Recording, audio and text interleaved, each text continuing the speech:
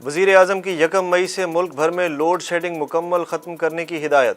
وزیر اعظم کی زیر صدارت بجلی کی اعلانیہ اور غیر اعلانیہ لوڈ شیڈنگ پر ہنگامی اجلاس ہوا، جس میں وزیر اعظم کو بریفنگ دی گئی کہ 1 سال سے زائد بند پڑے 27 بجلی گھروں میں سے 20 کو فعال کر دیا گیا۔ 20 بجلی گھروں کے دوبارہ چلنے سے بجلی کی پیداوار بڑھی ہے۔ بریفنگ میں مزید بتایا گیا کہ ملک میں طلب کے لحاظ سے بجلی کی کمی 500 سے 2000 میگا واٹ ہے۔ پی ٹی آئی کا الیکشن کمیشن کے خلاف ملک گیر احتجاج، چیف الیکشن کمشنر کے استعفے کا مطالبہ کر دیا۔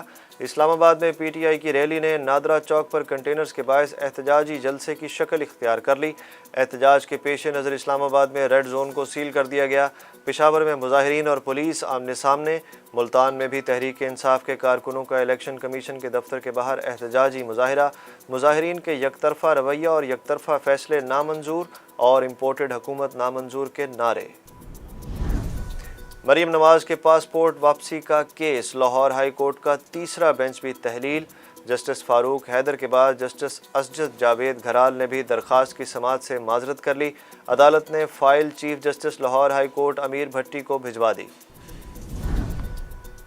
سندھ ہاؤس حملہ کیس میں پی ٹی آئی کے 2 ایم این ایز گرفتار۔ اسلام آباد ہائی کورٹ نے سندھ ہاؤس حملہ کیس میں پی ٹی آئی ارکان قومی اسمبلی کی ضمانت منسوخ کر دی۔ ہائی کورٹ نے ارکان قومی اسمبلی عطا اللہ اور فہیم خان کی ضمانت مسترد کر دی، جس کے بعد دونوں ایم این ایز کو گرفتار کر لیا گیا۔ وزیر داخلہ رانا ثناء اللہ نے کہا ہے کہ الیکشن اپنے مقررہ وقت پہ ہوں گے، جو قانون کو ہاتھ میں لے گا قانون اسے ہاتھ میں لے گا۔ وزیر داخلہ رانا ثناء اللہ کا کہنا تھا کہ جو کہتے تھے تحریک عدم اعتماد ناکام ہے، وہ اس کی کامیابی کے بعد اب نیا چورن بیچنے آ گئے ہیں۔ ان کا کہنا تھا کہ سیاست میں کوئی ہنگامہ نہیں ہوگا کیونکہ گنڈے اور بدماش اب ملک پہ مسلط نہیں ہیں۔ سابق وزیر داخلہ شیخ رشید نے ایک بار پھر پیش گوئی کرتے ہوئے کہا ہے کہ مئی سیاست میں ہنگامہ خیز مہینہ ہوگا۔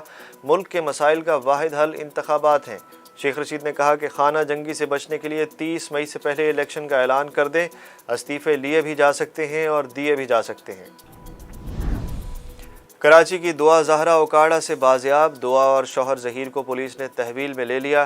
دعا کا ویڈیو بیان سامنے آ گیا۔ کہا اپنی مرضی سے ظہیر احمد سے شادی کی، میری عمر 18 سال ہے، گھر والے زبردستی شادی کرانا چاہتے تھے، تشدد بھی کرتے رہے۔ والدین نے دعا زہرا کی کم عمری کے ثبوت میڈیا کے سامنے پیش کر دیے۔ شفاف تحقیقات کا مطالبہ۔ دعا زہرا نے والد سمیت دیگر کے خلاف ہراساں کرنے سے روکنے کی درخواست دائر کر دی۔ عدالت نے کارروائی کرتے ہوئے متعلقہ پولیس اور دیگر فریقین کو ہراساں کرنے سے روک دیا۔